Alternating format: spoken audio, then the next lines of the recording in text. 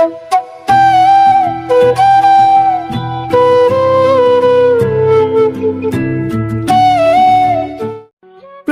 নিত্য নতুন ভালোবাসার গল্প পেতে, দেখতে এবং শুনতে আমাদের চ্যানেলটি সাবস্ক্রাইব করে পাশে থাকা বেল আইকনটি ক্লিক করুন। আজ নন্দিতা আর রাফির জীবনে বিশেষ একটা রাত। প্রত্যেকটা মেয়েরই এই রাতটা নিয়ে হাজারটা স্বপ্ন থাকে। নন্দিতারও আছে, কিন্তু নন্দিতা জানে এই রাতটা তার জন্য সুখের নয়, বরং তার জন্য এই রাতটা অপমানের রাত, কষ্টের রাত। কারণ রাফি যে তাকে খুব ঘৃণা করে, এই ঘৃণা জমে আছে 5 বছর ধরে। রাফি তার বাবা মার চাপে পড়েই নন্দিতাকে বিয়ে করতে বাধ্য হয়েছে। রাফির মা বাবা আর নন্দিতার বাবা মা কেউ জানে না ওরা দুজনে একে অপরকে আগে থেকেই চিনে। রাফি রুমে এসে দরজাটা লাগিয়ে দিয়ে নন্দিতার দিকে রাগী চোখে তাকিয়ে বলে, বেড থেকে নাম। নন্দিতা রাফির দিকে অবাক দৃষ্টিতে তাকায়। নন্দিতার চাহনি দেখে রাফি উচ্চস্বরে বলে ওঠে, কি হলো, এভাবে তাকিয়ে আছিস কেন? তোকে আমি বেড থেকে নামতে বলেছি, কানে কথা ঢোকে না তোর? নন্দিতা তাড়াতাড়ি বেড থেকে নেমে ঘরের এক কোণায় এসে দাঁড়ায়। রাফি বেডে এসে বসে কণ্ঠে তেজ এনে বলে, আমার বেডে তোর মতো মেয়ের কোনো জায়গা নেই, বুঝলি? এরপর যেন আমি তোকে আমার বেডে না দেখি, বুঝতে পেরেছিস? আর তোকে বিয়ে করেছি বলে মনে করিস না তোকে আমি আমার স্ত্রীর অধিকার দিব। সেই অধিকার তুই অনেক আগে হারিয়ে ফেলেছিস। নন্দিতা এতক্ষণ চুপ করে থাকলেও আর চুপ করে থাকতে পারল না। অস্পষ্ট স্বরে বলে ওঠে, তাহলে আমাকে বিয়ে করলে কেন? নন্দিতার কথাটা বলতে দেরি হলো, কিন্তু রাফির বেড থেকে উঠতে দেরি হলো না। উঠে দ্রুত কদমে নন্দিতার কাছে এসে তার 2 বাহু ধরে দেয়ালের সাথে শক্ত করে চেপে ধরে বলে, তোকে বিয়ে করেছি 2টা কারণে। 1, বাবা মা জোর করেছে বলে। 2, তোর থেকে প্রতিশোধ নেওয়ার জন্য। তা না হলে তোর মতো 3rd ক্লাস মেয়েকে এই রাফি তাজওয়ার বিয়ে করবে ভাবলি কি করে? নন্দিতা বলে, শুধুমাত্র প্রতিশোধ নেওয়ার জন্যই আমাকে তুমি বিয়ে করেছো? প্রতিশোধ নেওয়ার জন্য। তুই কি ভেবেছিস তোকে আদর করার জন্য আমি বিয়ে করেছি? আজ থেকে তোর লাইফ আমি হেল করে দিব, হেল। আমার লাইফটা যেভাবে 5 বছর আগে হেল করেছিলি, ঠিক সেইভাবে। না, ভুল বললাম, সেইভাবে না, আরও ভয়ঙ্করভাবে তোর লাইফটা আমি হেল করব, বুঝতে পেরেছিস? কথাটা বলেই রাফি নন্দিতাকে ধাক্কা দিয়ে ফ্লোরে ফেলে দেয়। এভাবে নন্দিতাকে ফ্লোরে ফেলে দেওয়াতে অনেকটা ব্যথা পায়। হাতে কাচের চুড়ি থাকার কারণে অনেকটা জায়গা কেটে যায় চুড়ি ভেঙে। তাই নন্দিতা একটু শব্দ করেই কেঁদে ফেলে। নন্দিতার কান্না দেখে রাফি বলে, একদম ন্যাকামো করবি না আমার সামনে। তোর এই ন্যাকামো দেখে আগের রাফি ভুলে যেত, কিন্তু এখনের রাফি এত সহজে ভুলবে না। তাই তোর এই ন্যাকামো আমাকে না দেখিয়ে তোর প্রাণপ্রিয় আশিককে দেখাবি। ও হ্যাঁ, আচ্ছা, তোর ওই আশিকের খবর কি, যার জন্য আমাকে ছেড়ে চলে গেছিলি? নাকি ওই আশিককেও আর এক আশিকের জন্য ছেড়ে দিয়েছিস? আচ্ছা, তোর লাইফে কয়টা আশিক ছিল বলবি আমাকে একটু? এসব কি বলছো তুমি রাফি? আর তুমি আমাকে তুই তোকারি করছো কেন? রাফি এবার নন্দিতার সামনে হাঁটু গেড়ে বসে রেগে নন্দিতার মুখ চেপে ধরে বলে, তাহলে তোর সাথে কিভাবে কথা বলবো আমি? আপনি করে তোকে বলতে হবে এখন আমাকে? শোন, আমার সাথে তোকে এভাবেই থাকতে হবে সারা জীবন। তোর লাইফে সুখ বলতে কিছু থাকবে না, থাকবে শুধু যন্ত্রণা আর অপমান। এখন থেকে অভ্যাস করে নে। আমি এত বছর যে যন্ত্রণায় ভুগেছি, সেই যন্ত্রণা তোকেও ভুগতে হবে। ভুলেই তো গিয়েছিলাম তোকে, তাহলে ফিরে আসলি কেন আবার আমার জীবনে? যখন এসেই পড়েছিস, তার ফল তোকে তো ভুগতেই হবে। রাফি নন্দিতাকে ছেড়ে দিয়ে উঠে দাঁড়িয়ে বলে, শোন, আমার বাবা মার সামনে স্বাভাবিক থাকবি। ওনারা যাতে বুঝতে না পারে আমার আর তোর সম্পর্কটা কেমন। বাইরের জগতে আমার একটা সুখী দম্পতি, কিন্তু ভেতরের জগতে শুধু যন্ত্রণা, যে যন্ত্রণা তুই ভোগ করবি। কথাটা বলে রাফি ব্যালকনিতে চলে যায়। পকেট থেকে সিগারেট বের করে তাতে আগুন জ্বালিয়ে ঠোঁটের কোণে সিগারেট রেখে নিকোটিনের ধোঁয়াটা আকাশের দিকে ছেড়ে দেয়। রাফি যে ভেতরে ভেতরে পড়ে যাচ্ছে নন্দিতার কষ্ট দেখে। যে রাফির কষ্টে বেশি হতো নন্দিতার কষ্ট দেখে, আজ সেই রাফি নন্দিতাকে নিজ হাতে কষ্ট দিচ্ছে। ভাগ্যের কি পরিহাস, তাই না?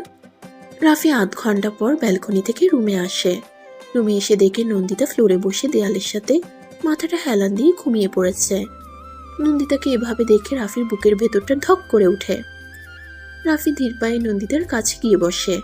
নন্দিতার চোখের কোণের পানি জমে আছে কান্না করার কারণে। রাফি নন্দিতার চোখের পানি মুছে দেয় নিজের বুড়ো আঙ্গুল দিয়ে আলতো করে। রাফি ঠোঁট দুটো চেপে ধরে মনে মনে বলে, 5 বছর আগে যদি তুমি এমনটা না করতে তাহলে হয়তো আমাদের এই বিশেষ রাতটা এমন হতো না, মধুর একটা রাত হতো। কিন্তু তুমি সবটা শেষ করে দিলে, সাথে আমার লাইফটাও। কেন করলে এমনটা তুমি? কি দোষ ছিল আমার? আমার ভালোবাসার কি কমতি ছিল? আমার ভালোবাসাকে তুমি অমর্যাদা করেছো নন্দিতা। এর শাস্তি তো তোমাকে প্রতি পদে পদে পেতে হবে।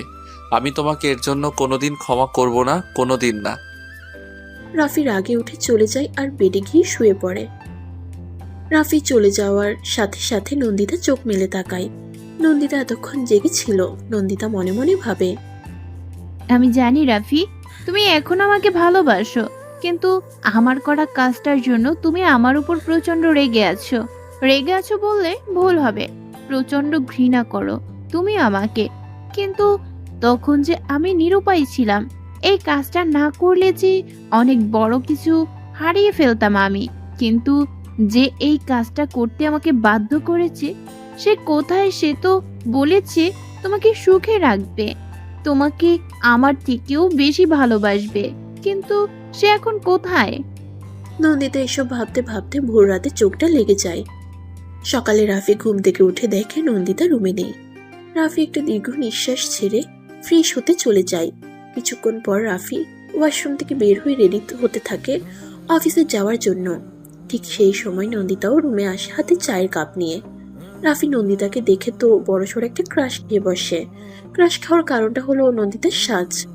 নন্দিতা একটা লাল জামদানি শাড়ি পরেছে, মুখে তেমন সাজ নেই বললেই চলে। ঠোঁটে হালকা লিপস্টিক, নাকে নাকফুল থাকার কারণে নন্দিতার দিকে একটু বেশি আকর্ষণ অনুভব করছে রাফি। চুলগুলো ভেজা থাকার কারণে নন্দিতাকে আরো বেশি স্নিগ্ধ লাগছে। রাফির এভাবে তাকানো দেখে নন্দিতা হালকা লজ্জা পায়।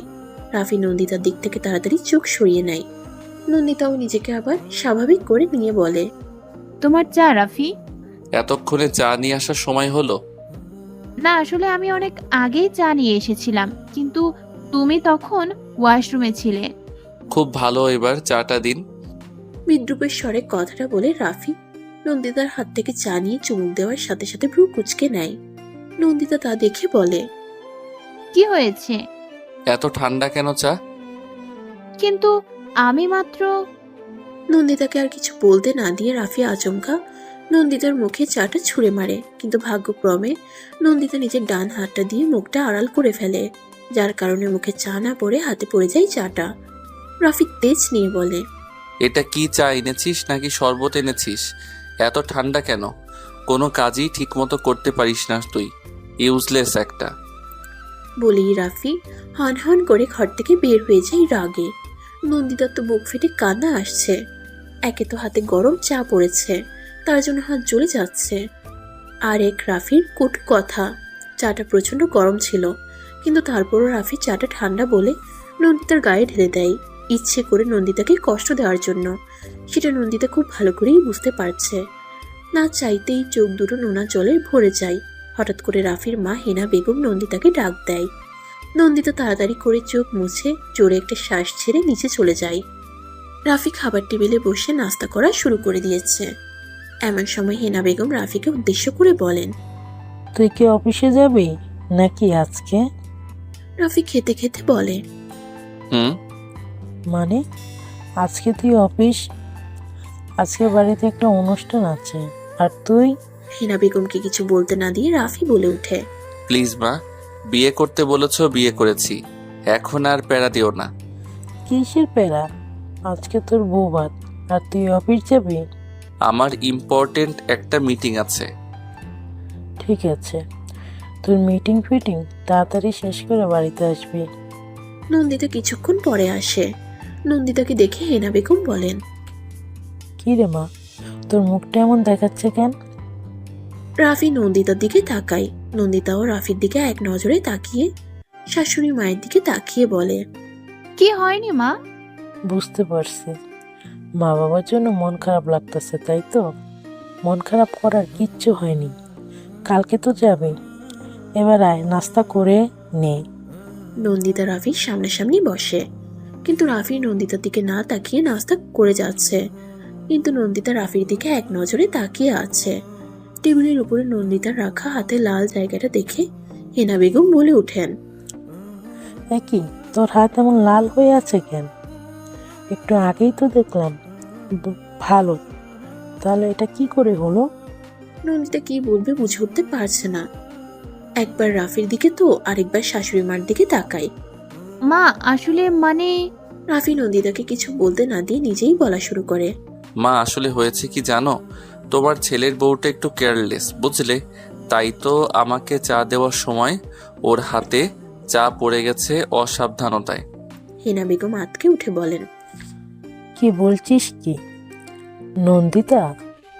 একটু সাবধানে কাজ করবে তো, মলম লাগিয়েছো তো?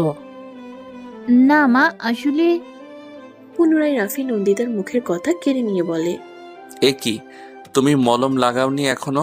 কত করে বললাম মলমটা লাগিয়ে নিচে আসো, কিন্তু কে শুনে কার কথা? ঠিক আছে, চলো আমি মলম লাগিয়ে দিচ্ছি। রাফি চেয়ার থেকে উঠে নন্দিতার হাত ধরে নন্দিতাকে উপরে নিয়ে যাওয়ার জন্য হাঁটা ধরে।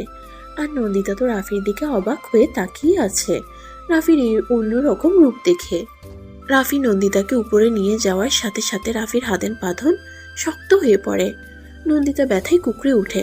একে তো হাতে গরম চা পড়ার জন্য লাল হয়ে গেছে, আরেক রাফি খুব শক্ত করে ধরেছে, যার জন্য হাতের যন্ত্রণাটা দ্বিগুণ হয়ে গেছে। রাফি আমার খুব লাগছে হাতে, প্লিজ ছাড়ো। রাফি নন্দিতাকে রুমে এনে বিছানায় ছুঁড়ে ফেলে, যার কারণে নন্দিতা কোমরে ব্যথা পায়। নন্দিতা ব্যথার উপরে ব্যথা পেয়েই যাচ্ছে। রাফি দরজাটা লাগিয়ে দিয়ে নন্দিতাকে বিছানা থেকে টেনে তুলে নন্দিতার দু বাহু চেপে ধরে রাগী কণ্ঠে বলে ওঠে, তোকে আমি কি বলেছিলাম তোকে আমি মা বাবার সামনে মুখটা এমন বাংলার প্যাচের মতো করে রাখবি না? কথা কানে যায় না তোর? রাফি লাগছে আমার, প্লিজ ছাড়ো। আমারও লেগেছে বুকে, সেই 5 বছর ধরে, যার ব্যথা এখনো কমেনি। তোর শরীরের ব্যথা তো কমে যাবে, কিন্তু আমার বুকের ব্যথা কমবে কি করে? তোকে আমি আজকে লাস্ট ওয়ার্নিং দিচ্ছি, বাবা মার সামনে না, শুধু বাবা মার সামনে না, সবার সামনে হাসি খুশি থাকবি, বুঝতে পেরেছিস? নাকি এখনো বুঝতে পারছিস না আমার কথা? নন্দিতা ব্যথায় জর্জরিত হয়ে বলে। বুঝতে পেরেছি। নন্দিতার চোখ দিয়ে অনবরত পানি পড়ছে, তা দেখেও রাফির একটু মায়া হচ্ছে না, বরং চোখ গরম করে নন্দিতাকে ধাক্কা দিয়ে ফ্লোরে ফেলে দিয়ে নিজের কোটটা হাতে নিয়ে দরজা খুলে ঘর থেকে বের হয়ে যায়। আর নন্দিতা ফ্লোরে বসে জোরে জোরে কান্না শুরু করে দেয়। রাফি বের হওয়ার সাথে সাথে রাফার সাথে দেখা হয়। রাফা রাফির ছোট বোন। রাফা গলার স্বর নিচু রেখে বলে, ভাইয়া কি হয়েছে? রাফি বোনের সাথে কোনো কথা না বলে চলে গেল। রাফা মনে মনে বলে, কি হলো ব্যাপারটা? রাফা ভাইয়ের ঘরের সামনে এসে দরজায় শব্দ করে বলে, ভাবি আসবো? নন্দিতা রাফার গলা শুনতে পেয়ে তাড়াতাড়ি করে ফ্লোর থেকে উঠে নিজেকে স্বাভাবিক করে নিয়ে বলে, হ্যাঁ রাফা এসো। রাফা ঘরে ঢুকে বলে, কি হয়েছে ভাবি? ভাইয়া এভাবে চলে গেল কেন? কিছু হয়নি রাফা। তাহলে তোমার চোখের কোণে পানি কেন?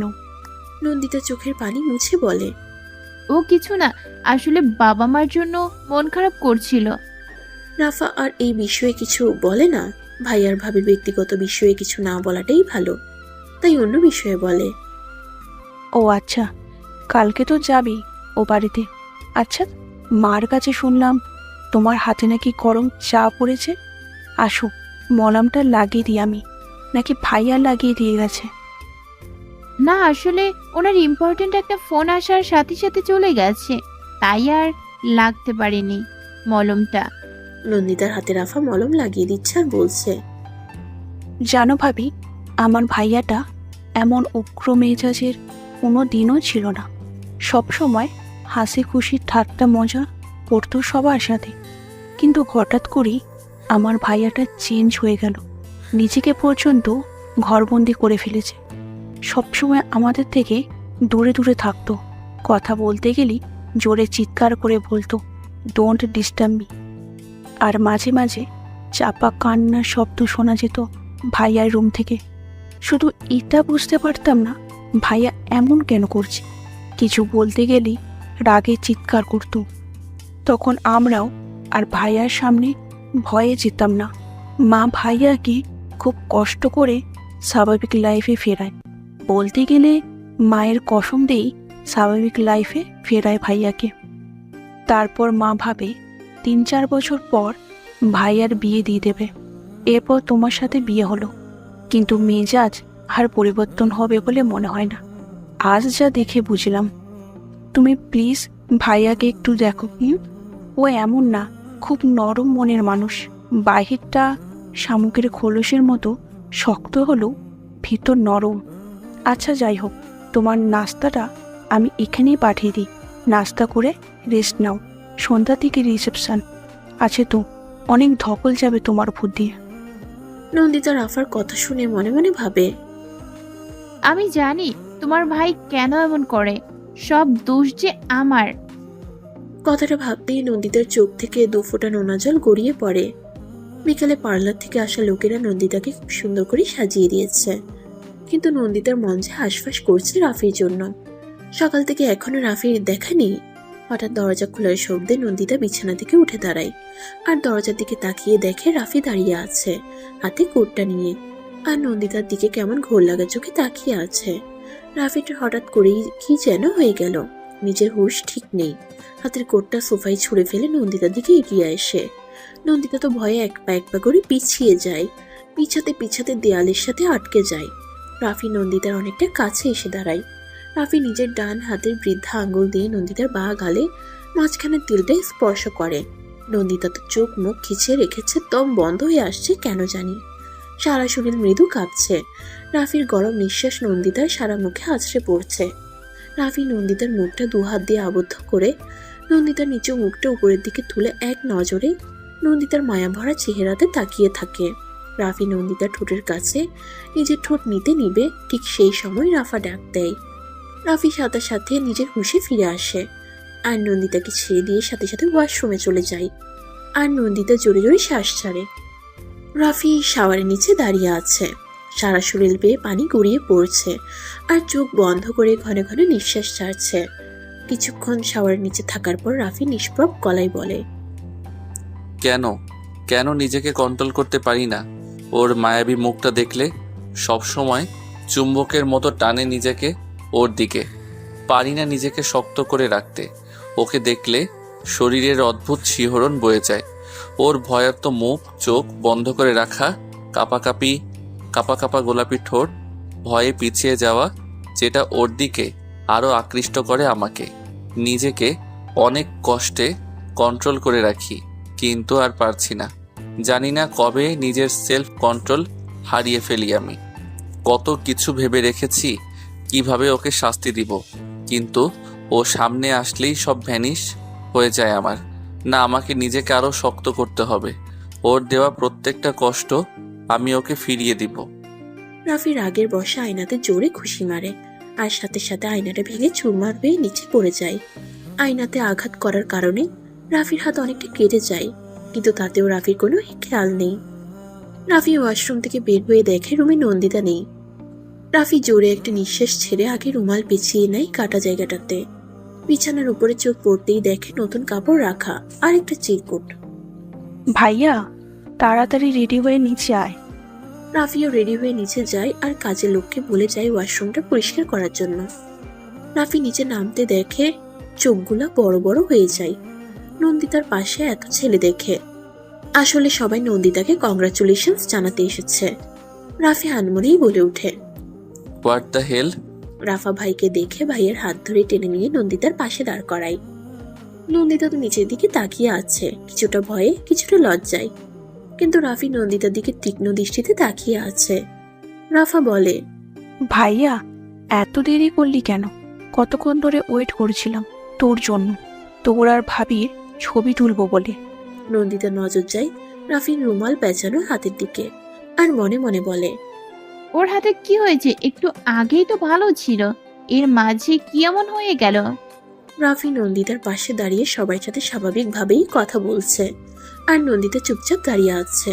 এর মাঝে রাফা বলে, ভাইয়া, এবার তোর আর ভাবির ছবি তোলা হবে। ছবি তোলা তো হচ্ছে, কিন্তু নন্দিতা অনেকটাই দূরত্ব রেখেই দাঁড়িয়ে আছে। রাফা ভাইয়ার ভাবির দূরত্ব দেখে বলে, আরে ভাবি, তুমি এত দূরে কেন দাঁড়িয়ে আছো? ভাইয়ার কাছে আসো। নন্দিতা রাফার কথাটা শুনে ঠোক গিলে। রাফির কাছে যাবে কি যাবে না ভেবে পাচ্ছে না, দুটানাই পড়ে গেছে। এর মাঝে রাফি নিজেই নন্দিতাকে অবাক করে দিয়ে নন্দিতার কোমর ধরে নিজের কাছে নিয়ে আসে। নন্দিতার উন্মুক্ত কোমরে রাফির শীতল হাত পড়তেই নন্দিতা কেঁপে উঠে। রিসিপশন পার্টি শেষ হলো। রাফি রুমে বসে আছে। একটু পর নন্দিতা রুমে আসলে রাফির দিকে একবার তাকিয়ে নন্দিতা ওয়াশরুমে চলে যায়। ওয়াশরুমে ঢুকে নন্দিতা বুঝতে পারে রাফির হাতে রুমাল বাঁধার কারণ। নন্দিতা তাড়াতাড়ি ফ্রেশ হয়ে ওয়াশরুম থেকে বের হয়ে দেখে রাফি রুমে নেই। কোথায় গেল ও?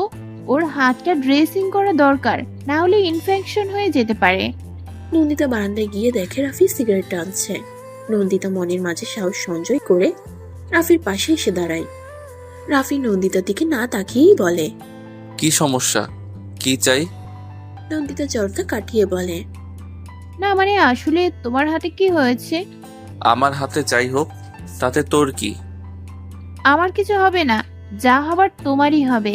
যদি হাতের কিছু হয় তাহলে তোমার হবে, আমার কিছু হবে না। তাহলে তো বুঝতেই পারছিস তোর কিছু হবে না, তাই আমাকে একদম দরদ দেখাতে আসবি না। নন্দিতা এবার রাগী স্বরে বলে, একদম চুপ, চলো আমার সাথে, বেশি বক বক না করে। নন্দিতা রাফির হাত ধরে রুমে নিয়ে এসে সোফায় বসিয়ে বলে, এখানে চুপ করে বসো, একদম নড়বে না। অর্ডার করছিস আমাকে? নন্দিতা জোরালো গলায় বলে, হ্যাঁ অর্ডার করছি। আমি ফার্স্ট এড বক্সটা নিয়ে আসছি। হাতটা ভালো করে পরিষ্কার করতে হবে। আমারটা আমিই করতে পারবো। চুপ থাকতে বলছি না তোমাকে? নন্দিতা ফার্স্ট এড বক্সটা এনে রাফির পাশে বসে রাফির হাতটা পরিষ্কার করা শুরু করে। রাফি আর কিছু না বলে চুপচাপ নন্দিতার দিকে তাকিয়ে আছে। আর নন্দিতা রাফির কাটা স্থানটা স্যাবলুন দিয়ে খুব যত্ন সহকারে পরিষ্কার করতে থাকে। রাফি একটু আর্তনাদ করে উঠলে নন্দিতা কাটা স্থানে ফু দেয়। অজান্তেই রাফি বাঁ হাত দিয়ে নন্দিতার মুখের উপরে পড়ে থাকা ছোট্ট চুলগুলো সরিয়ে দেয়। নন্দিতা রাফির দিকে একবার তাকিয়ে রাফির হাত ব্যান্ডেজ পরাতে মনোযোগ দেয়। হয়ে গেছে। নন্দিতা কথাটা বলে রাফির দিকে তাকিয়ে দেখে রাফি ওর দিকে করুণ চোখে তাকিয়ে আছে। রাফি নরম গলায় বলে ওঠে, কেন করলে এমন তুমি আমার সাথে নন্দিতা? কি দোষ ছিল আমার? নন্দিতা আমতা আমতা করে বলে, রাফি, আমি আসলে কোনো উত্তর নেই তাই না তোমার কাছে? আগেও ছিল না আর এখনো নেই। ঠিক আছে, কোনো উত্তর দিতে হবে না। রাফি আর কিছু না বলে আবারও বারান্দায় চলে যায়। আর নন্দিতা রাফির যাওয়ার পানে তাকিয়ে একটা দীর্ঘ নিঃশ্বাস ছাড়ে। সকালে নন্দিতা ঘুম থেকে উঠে দেখে রাফি রুমে নেই। নন্দিতা তাড়াতাড়ি উঠে ফ্রেশ হয়ে নিচে যায়। নিচে গিয়েও দেখে রাফি ছাড়া সবাই ডাইনিং টেবিলে বসে আছে। হেনা বেগম নন্দিতাকে দেখে বলে, নন্দিতা, উঠো, আসো ব্রেকফাস্ট করে নাও। নন্দিতা ইতস্তত করে বলে, মা রাফি কি জানি কি হয়েছে ওর, সকাল সকাল উঠে চলে গেল, নাস্তা পর্যন্ত করলো না, শুধু বলল জরুরি কাজ পড়ে গেছে। কেন, ও তোমাকে বলে যায়নি? না মা, আসলে তখন আমি ঘুমিয়েছিলাম। আচ্ছা শোনো, ও আস্তে আস্তে হয়তো বিকেল হয়ে যাবে, তুমি রেডি হয়ে থেকো বাবার বাড়ি যাওয়ার জন্য। কড়াভাবে বলে গেছে যদি লেট হয় তোমার তাহলে নাকি ও যাবে না। ওকে নিয়ে আর পারি না, জেটটা গেল না এখনো। তুমি আসো, নাস্তা করে নাও। বিকাল হবার আগেই রাফি বাড়িতে চলে আসে। আর এসেই ফ্রেশ হয়ে তৈরি হতে থাকে। কালো প্যান্ট, কালো শার্ট, ছোট ছোট চুলগুলো কপালে এসে পড়ে আছে। দেখতে একদম চকলেট বয় লাগছে নন্দিতার কাছে। নন্দিতা রাফির দিকে অবাক চোখে তাকিয়ে আছে রাফির এত তাড়াতাড়ি চলে আসার কারণে। নন্দিতার এমন তাকানো দেখে রাফি বলে, কি হলো? এভাবে তাকিয়ে থাকার মানে কি? বাপের বাড়ি যাওয়ার ইচ্ছে আছে নাকি নেই? না না, যাওয়ার ইচ্ছে আছে। 10 মিনিট সময় দিলাম, এর মাঝে নিচে দেখতে চাই। 11 মিনিট হলেই আমি যাব না। রাফি কথাটা বলেই হাতে ঘড়ি পড়তে পড়তে বেরিয়ে যায়। রাফি চোখের আড়াল হতেই নন্দিতা রাগী গলায় বলে, কি লোক রে বাবা, একেবারে দজ্জাল। নন্দিতা ও রাফির কথা মতো 10 মিনিটে রেডি হয়ে নিচে নামে। রাফি গাড়ির সাথে হেলান দিয়ে দাঁড়িয়ে ফোন টিপছে। কিছু একটা ভেবে সামনের দিকে তাকাতেই চোখ আটকে যায়। নন্দিতা জামদানির মাঝে একটা কালো শাড়ি পরেছে, 2 হাতে 4-5টা কালো চুড়ি, চুলগুলো এক সাইডে এনে রেখেছে, ঠোঁটে হালকা লিপস্টিক। অল্প সাজেই নন্দিতাকে দেখে মাশাআল্লাহ অনেক সুন্দর লাগছে। রাফির ওয়ার্নিং শুনে নন্দিতা কোনো মতে রেডি হয়েছে। মেকআপ করা তো দূরের কথা, তাই নর্মাল ভাবেই সেজেছে নন্দিতা। কিন্তু তারপর রাফির চোখে নন্দিতাকে ভীষণ সুন্দর লাগছে। রাফিকে তাকিয়ে থাকতে দেখে নন্দিতা বলে, কি হলো, এভাবে দাঁড়িয়ে থাকবে নাকি? রাফির ধ্যান ভাঙে আর 4-5টা নজর বুলিয়ে ক্ষীণ গলায় বলে। হুম। রাফি ড্রাইভ করছে আর নন্দিতা রাফির পাশে বসে আছে। কেউ কোনো কথা বলছে না। হঠাৎ করেই রাফি গাড়ি ব্রেক করে রাশ ভারী গলায় বলে। গাড়ি থেকে নাম এক্ষুনি। নন্দিতা হতভম্ব হয়ে বলে, মানে? বলছি গাড়ি থেকে নামার জন্য, কথা কানে যায় না? নন্দিতা রাফির দিকে করুণ দৃষ্টিতে তাকিয়ে আছে। একটু আগে রাফির বলা কথাটা এখনো কানে প্রতিধ্বনি হচ্ছে। নন্দিতা বুঝতে পারছে না তার সামনে বসা লোকের মাথায় হঠাৎ করে কি চেপে বসে। এই ভালো তো এই খারাপ। রাফি আবারও ঝাঁঝালো গলায় বলে, কি এভাবে ভ্যাবলার মতো তাকিয়ে আছিস কেন? গাড়ি থেকে নামতে বলেছি তো আমি তোকে। কি বলছো কি রাফি? আমি গাড়ি থেকে কেন নামবো? বিকজ আমি বলছি তাই নামবি। রাফি, আমি এখানকার কিছু চিনি না, আর আমার কাছে টাকাও নেই যে গাড়ি করে যেতে পারবো। টাকা নেই তো কি হয়েছে, 2টো পা আছে তো তোর, হেঁটে হেঁটে যাবি তুই। এমন কেন করছো তুমি রাফি আমার সাথে? একটু আগে তো সব ঠিক ছিল। রাফি বিদ্রুপ করে বলে, ঠিক ছিল? কি ঠিক ছিল? কিচ্ছু ঠিক ছিল না, আর কোনোদিন ঠিক হবেও না। তাই জলদি গাড়ি থেকে নাম। রাফি, আমার কথাটা একটু শোনো। আমার যদি আলাদা আলাদা যাই তাহলে বাবা মা খুব কষ্ট পাবেন। তুই গাড়ি থেকে নামবি না তাই তো? ঠিক আছে, আমি তোকে নামতে সাহায্য করছি। রাফি প্লিজ, আমার কথাটা একটু শোনো প্লিজ রাফি। অন্যদিকে রাফি গাড়ি থেকে নেমে নন্দিতার সাইডের দরজাটা খুলে নন্দিতাকে গাড়ি থেকে নামিয়ে দিয়ে গাড়ির দরজা লক করে দেয়। প্লিজ রাফি, আমাকে এভাবে ফেলে রেখে যেও না প্লিজ। আমি এখানকার কিচ্ছু চিনি না। রাফি নন্দিতার কোনো কথা না শুনে গাড়িতে উঠে গাড়ি ড্রাইভ করে চলে যায়। নন্দিতা গাড়ির পেছনে দৌড় দেয় আর দৌড় দেওয়ার সময় নন্দিতা হোঁচট খেয়ে পড়ে যায়। আর রাফির গাড়িটাও মুহূর্তের মাঝেই হারিয়ে যায়। নন্দিতা রাস্তার মাঝে বসেই কান্না শুরু করে দেয় আর বলতে লাগে, প্লিজ রাফি, আমাকে ছেড়ে যেও না প্লিজ। ফিরে আসো রাফি, প্লিজ ফিরে আসো। রাফি অনেকটা রাস্তা চলে আসতেই গাড়ি জোরে ব্রেক করে, মাথাটা সিটে হেলান দিয়ে চোখ বন্ধ করে রাখে। কিছুক্ষণ পরে রাফির আগে স্টিয়ারিং এ জোরে আঘাত করে বলে, কেন এত কষ্ট হয় আমার? ওকে কষ্ট দিলে কেন? আমি চাই ও কষ্ট পাক, কিন্তু ওকে কষ্ট দিতে গিয়ে যে আমি শেষ হয়ে যাচ্ছি। না, এভাবে ওকে ফেলে রেখে আসা উচিত হয়নি আমার। ওর যদি কিছু হয়ে যায় আবার, না না, আমাকে তাড়াতাড়ি যেতে হবে ওর কাছে। কষ্ট দিলেও ওকে ঘরের ভেতরে দিব, বাইরে না। রাফি ঘাড়ি ঘুরিয়ে নেয় নন্দিতার কাছে আসার জন্য। কিন্তু নন্দিতার কাছে এসে যা দেখে তাতে রাফির মাথাটা গরম হয়ে যায়। রাগী স্টিয়ারিং 2 হাত দিয়ে জোরে চেপে ধরে, চোয়াল শক্ত করে সামনের দিকে তাকিয়ে আছে। রাফি গাড়িতে বসে অগ্নি দৃষ্টিতে তাকিয়ে আছে নন্দিতার দিকে। রাফির এভাবে তাকিয়ে থাকার কারণটা হলো নন্দিতার হাত ধরে রেখেছে একজন পুরুষ, যেটা দেখে রাফির রাগের মাত্রাটা আরো বেড়ে যায়। কিন্তু অন্যদিকে নন্দিতা বলে, আমি ঠিক আছি, আর মলম দিতে হবে না। অচেনা পুরুষটি বলেন, কি বলছেন কি? কোথায়? ঠিক আছে, আপনার হাতের পাতাটা অনেকটা ছিলে গেছে। ভাগ্যিস আমার ব্যাগে ওষুধটা ছিল, তাই দিতে পারলাম। আর আপনি রাস্তায় এভাবে দৌড়াচ্ছিলেন কেন? যদি আরো বড় কিছু হয়ে যেত তো। আমি একদম ঠিক আছি। ঠিক তখনই রাফি নন্দিতার সামনে এসে দাঁড়ায়। নন্দিতা রাফিকে দেখে নন্দিতার ঠোঁটের কোণে হাসি ফুটে ওঠে, কিন্তু পরক্ষণে হাসিটা উধাও হয়ে যায় রাফির চোখের দিকে তাকিয়ে। কারণ রাফির চোখ দুটো ভয়ঙ্কর দেখাচ্ছে, নাকটার আগে ফুলিয়ে রেখেছে, চোয়াল শক্ত করে রেখেছে। নন্দিতার বুঝতে বাকি রইল না রাফি কেন এতটা রেগে আছে। নন্দিতার সাথে সাথে অচেনা লোকটার হাত থেকে নিজের হাতটা সরিয়ে নিয়ে ঢোক গিলে বলে, রাফি, আমার কথাটা শোনো, তুমি ভুল ভাবছো। রাফি তাচ্ছিলের হাসি দিয়ে বলে, ওয়াও, জাস্ট ওয়াও, এত সুন্দর একটা সিন আমি দেখতে পাবো আমি ভাবতেই পারিনি। এই সিনটা দেয়ালে বাঁধিয়ে রাখার মতো, তাই না? নন্দিতা রাফিকে বোঝানোর চেষ্টা করে বলে। রাফি আমার কথাটা শোনো, ওরকম কিছুই না। রাফি কণ্ঠে তেজ এনে বলল। তাহলে কি বলো আমাকে, এখন কি তুই রাস্তাঘাটেও প্রেমলীলা শুরু করবি? তুই ভুলে যাচ্ছিস তুই এখন রাফি তাজওয়ারের ওয়াইফ। আগে যা করেছিস করেছিস, কিন্তু এখন তুই কি সম্পর্ক ওর সাথে তোর?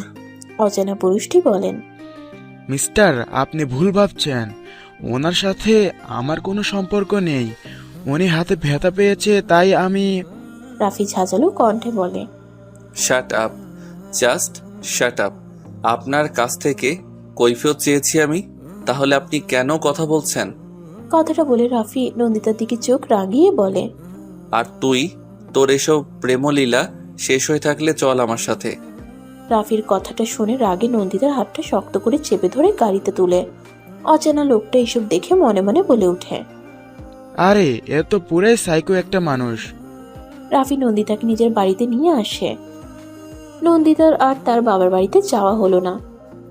রাফি বাড়ির সামনে এসে নন্দিতার হাত ধরে টেনে নিয়ে যায় নিজেদের রুমের সকলের সামনে দিয়ে।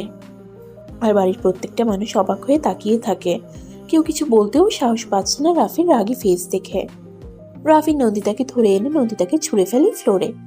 এভাবে ফেলে দেওয়াতে মনে হচ্ছে নন্দিতার শরীরে সবকিছু ভেঙেই গেছে। রাফি দরজাটা লাগিয়ে নন্দিতাকে টেনে তুলে নন্দিতার গলাটা চেপে ধরে দেয়ালের সাথে মিশিয়ে দেয়। রাফি প্লিজ ছাড়ো, আমার খুব লাগছে। খুব কষ্ট করে নন্দিতা কথাটা বলে। রাফি দাঁতে দাঁত চেপে বলে। লাগুক, লাগার জন্যই তোকে ধরা। ইচ্ছে করছে তোকে খুন করে ফেলতে, কিন্তু তা আমি করব না। তোকে তিলে তিলে আমি মারবো। বলেই নন্দিতাকে ছেড়ে দেয়। নন্দিতা কাশতে কাশতে নিচে বসে পড়ে। চোখ দিয়ে অনবরত পানি পড়ছে। রাফি আবারও নন্দিতাকে তুলে বাহু চেপে ধরে বলে। আমার ভাবতেও ঘৃণা লাগে নিজের প্রতি যে তোর মতো একটা মেয়েকে আমি নিজের সবটা দিয়ে ভালোবেসেছিলাম। আসলে তুই একটা কি বলবো আমি তোকে, তুই বলে দে তোকে আমি কি বলবো? রাফি তুমি আমাকে ভুল বুঝছো, ওই লোককে তো আমি চিনিই না। উনি আমাকে নন্দিতা আর কিছু বলতে পারল না। সাথে সাথে নন্দিতার গালে ঠাস করে চড় মেরে বসে রাফি। চড়টা এতটাই জোরে ছিল যে নন্দিতার ফর্সা গালে 5 আঙ্গুলে দাগ বসে গেছে। এতটা বেহায়া কি করে হতে পারিস তুই? কি করে? ও হ্যাঁ, বুঝতে পেরেছি। আমি তোকে স্পর্শ করিনি, তাই তোর এখন পরপুরুষের স্পর্শ দরকার, তাই তো? রাফি কি বলছো এসব? আমাকে এতটা নিচে নামিয়ে দিও না প্লিজ। রাফি দাঁত চিবিয়ে চিবিয়ে পড়ল। তবে যাই হয়ে যাক না কেন, তোকে আমি কোনো দিনও ডিভোর্স দিব না। তোর জীবনটা আমি নরকে পরিণত করব। সারা জীবন তুই কষ্ট ভোগ করবি, বুঝলি? রাফি নন্দিতাকে ধাক্কা দিয়ে রুম থেকে বের হয়ে যায়। নন্দিতা ফ্লোরে বসে ঠুকরে কান্না করতে করতে বলে। রাফি তুমি আমাকে ভুল বুঝছো। তুমি এতটা রকচটা কি করে হয়ে গেলে? আমার কথাটা না শুনেই তুমি। নন্দিতা আর রুম থেকে বের হয়নি। নন্দিতা ফোন করে বাবা মাকে কোনো মতে বুঝ দিলে এটা বলে। রাফির কাজ পড়ে গেছে, তাই আসতে পারবে না। এখন একা গেলেও মানুষ 2-4টা কথা বলবে, তাই আর যাওয়া হয়নি। এর মাঝে নন্দিতাকে রাফা অনেকবার জিজ্ঞেস করেছে কি হয়েছে, কিন্তু নন্দিতা কিছু না বলে কথাটা কাটিয়ে দিয়েছে। তাই আর বাসায় কেউ কিছু জানতে চায়নি। তবে এটা বুঝতে পারছে নন্দিতা আর রাফির মাঝে কিছু একটা হয়েছে। রাফির মা বাবাও এতে অভ্যস্ত হয়ে গেছে, তাই ওনারাও এই বিষয়ে কথা বলেননি। আসলে ছেলে আর ছেলের বউয়ের সমস্যাটা তারা দুজনেই মিটিয়ে নেয়, এটাই চাই ওনারা। রাত প্রায় 11টা বাজে। রাফি এখনো আসেনি বাসায়। নন্দিতা ঘরের লাইট না জ্বালিয়ে বসে আছে, তবে চাঁদের আলোতে ঘর আলোকিত হয়ে আছে। এই কিছুক্ষণ পরেই রাফির গাড়ির শব্দ শুনতে পায় নন্দিতা, কিন্তু তখনও নন্দিতা এভাবেই বসে থাকে। রাফি কিছুক্ষণ পর দরজা খুলে ঘরে ঢুকে, কিন্তু রাফির দিকে তাকিয়ে তো নন্দিতা চরম অবাক হয়। কেমন দুলছে, দেখেই বোঝা যাচ্ছে ড্রিঙ্ক করে এসেছে। দারোয়ানের সাহায্যে রাফি কোনো মতে ঘরে আসে। রাফির এমন অবস্থা দেখে নন্দিতা রাফির কাছে গিয়ে বলে। কি হয়েছে তোমার? তুমি ড্রিঙ্ক করেছো? রাফি কিছু না বলে এক নজরে নন্দিতার দিকে তাকিয়ে থাকে। রাফির মুখশ্রী দেখে মনে হচ্ছে এই বুঝি কেঁদে দিবে দিবে ভাব। রাফি আচমকাই নন্দিতাকে নিজের সাথে মিশিয়ে নিয়ে 2 হাত দিয়ে শক্ত করে জড়িয়ে ধরে। এভাবে শক্ত করে জড়িয়ে ধরার জন্য দম বন্ধ হয়ে যাওয়ার মতো অবস্থা নন্দিতার। আর এর সাথে নন্দিতা কিছুটা শক্ট হয়ে রাফির এহেন কাণ্ডে নন্দিতা মিহিস্বরে বলে। রাফি কি হয়েছে তোমার? রাফি ক্ষীণ গলায় বলে। নন্দিতা, আমি খুব খারাপ তাই না? খুব বাজে মানুষটা আমি তাই না? যে সব সময় তোমাকে কষ্ট দেয়, দুঃখ দেয়, আঘাত করে। জানো, তোমাকে কষ্ট দিলে তোমার থেকে আমি দ্বিগুণ কষ্ট পাই। তোমার চোখের কোণে পানি দেখলে আমি নিজেকে ঠিক রাখতে পারি না। তাই তোমাকে আঘাত দেওয়ার পরেই আমি তোমার থেকে দূরে সরে যাই। কারণ তোমার কাছে থাকলে যে নিজেকে শক্ত রাখতে পারি না। তোমাকে কষ্ট দিতে গিয়ে যে আমি শেষ হয়ে যাচ্ছি নন্দিতা। তোমাকে তো আমি ঘৃণা করতে চাই, কিন্তু পারি না, বিশ্বাস করো। হয়তো এখনো তোমাকে ভালোবাসি, তার জন্য। নন্দিতা কিছু না বলে চুপচাপ দাঁড়িয়ে আছে শক্ত হয়ে, আর চোখ দিয়ে না চাওয়া সত্ত্বেও পানি পড়ছে। রাফি নন্দিতাকে নিজের বাহুদর থেকে ছাড়িয়ে নিয়ে নন্দিতার মুখটা নিজের 2 হাত দিয়ে আবদ্ধ করে বুড়ো আঙ্গুল দিয়ে চোখের জলটা মুছে দেওয়ার সময় নন্দিতা আর্তনাদ করে উঠে ব্যথায়, কারণ গালে যে রাফির দেওয়া 5 আঙ্গুলের দাগ বসে গেছে। রাফি হুট করে নন্দিতার চর দেওয়া গালে গভীরভাবে চুমু করে বসে। নন্দিতা কেঁপে উঠে রাফির এহেন কাণ্ডে, সারা শরীরে লোমকূপগুলো দাঁড়িয়ে যায়, তলপেট মুচড়ে ওঠে, শিরদাঁড়া বেয়ে অদ্ভুত এক নাম না জানে শিহরণ বয়ে যায়। রাফি গভীর স্বরে বলে, খুব কষ্ট পেয়েছো তাই না এভাবে আঘাত করার জন্য? সরি। বিশ্বাস করো, রাগ উঠে গিয়েছিল তখন। তোমাকে অন্য কারোর সাথে দেখলে মাথা ঠিক রাখতে পারি না আমি, কন্ট্রোল হারিয়ে ফেলি নিজের। আর কোথায় ব্যথা দিয়েছি আমি তোমাকে গলায়, তাই তো? কথাটা বলেই রাফি হুট করে নন্দিতার গলায় মুখ ডুবিয়ে একের পর এক চুমু দিতে থাকে। নন্দিতার দম বন্ধ হয়ে আসছে রাফির এহেন কাণ্ডে, আর নন্দিতার এটাও বুঝতে বাকি নেই যে রাফি নিজের মাঝে নেই। যদি হুঁশে থাকতো তাহলে রাফি কোনোদিনও এমন করতো না। তাই নন্দিতা রাফিকে নিজের থেকে সরানোর জন্য বলে, রাফি, আমি ঠিক আছি, আমার কোনো কষ্ট হচ্ছে না, বিশ্বাস করো। নন্দিতার কথা যেন রাফির কানে পৌঁছায়নি, বরং নন্দিতার গলায় আরো গভীরভাবে মুখটা ডুবিয়ে দিয়ে নন্দিতার কোমর ধরে নিজের আরো কাছে টেনে নিয়ে নেশাক্ত গলায় বলে, জানো তোমাকে কতটা কাছে পেতে ইচ্ছে করে? মন চায় তোমার মাঝে নিজেকে আজীবন ডুবিয়ে রাখি। মন চায় তোমাকে আদরে আদরে ভরিয়ে রাখি। কথাটা বলে গলা থেকে নিজের মুখটা উঠিয়ে নন্দিতার দিকে মায়াবী চোখে তাকিয়ে থাকে, আর ঘন ঘন নিঃশ্বাস নিচ্ছে আর ছাড়ছে। রাফির প্রত্যেকটা তপ্ত নিঃশ্বাস আশ্রে পড়ছে নন্দিতার সারা মুখে। রাফির এই শ্বাস প্রশ্বাসের মাঝে এক অস্থিরতা কাজ করছে, মনে হচ্ছে যেটা নন্দিতা খুব ভালো করেই বুঝতে পারছে। রাফি হুট করে ডান হাতের বুড়ো আঙ্গুল দিয়ে নন্দিতার ঠোঁটের আশপাশ স্লাইড করা শুরু করে দেয়। তাতে নন্দিতা তো নাজেহাল অবস্থা, না পারছেন সইতে, না পারছে দূরে সরে যেতে। রাফি নরম গলায় বলে, আচ্ছা নন্দিতা, তুমি এত নরম কেন বলো তো? একেবারে তুলার মতো। আচ্ছা, তোমার ঠোঁটগুলা এত লাল কেন বলো তো? ইচ্ছে করে খেয়ে ফেলতে। এই কথাটা শোনা মাত্রই সারা শরীর কেঁপে ওঠে নন্দিতার। রাফি ঠোঁট ফুলিয়ে আবারও বলে, আচ্ছা নন্দিতা, তুমি এমন কেন? নন্দিতা দুর্বল গলায় বলে। কেমন আমি? রাফি কাঁদো কাঁদো গলায় বলে, আমাকে একটু ভালোবাসো না তুমি? কেন ভালোবাসো না? আমি তো তোমাকে খুব ভালোবাসি। তুমি কি আমাকে ভালোবাসো না? নন্দিতা শুকনো ঢোক গিলে বলে, রাফি, তুমি ঠিক নেই, তুমি শুয়ে পড়ো, অনেক রাত হয়েছে। না, আমার উত্তর চাই মানে চাই। সব সময় পালিয়ে যাও কেন বলো তো? কই, আগে তো পালাতে না। বলো না প্লিজ, ভালোবাসো আমাকে। নন্দিতা কিছুক্ষণ নিজের ঠোঁট কামড়ে ধরে বলে, বাসি, খুব ভালোবাসি। রাফি মাথা তুলিয়ে বলে, সত্যি ভালোবাসো? হুম। মিথ্যা কথা। একটু ভালোবাসো না আমায়? ভালোবাসলে তো আমাকে আদর করতে, কিন্তু তুমি আমাকে একটু আদর করো না। তুমি তোমার হুঁশে নেই তাই এমন বলছো, কিন্তু আমি জানি এগুলো তোমার মনের কথা। কিন্তু রাফি টান টান হয়ে দাঁড়িয়ে বলে, কে বলেছে আমি হুঁশে নেই? আমি একদম ঠিক আছি। অল্প একটু মত। ঠিক নেই তুমি।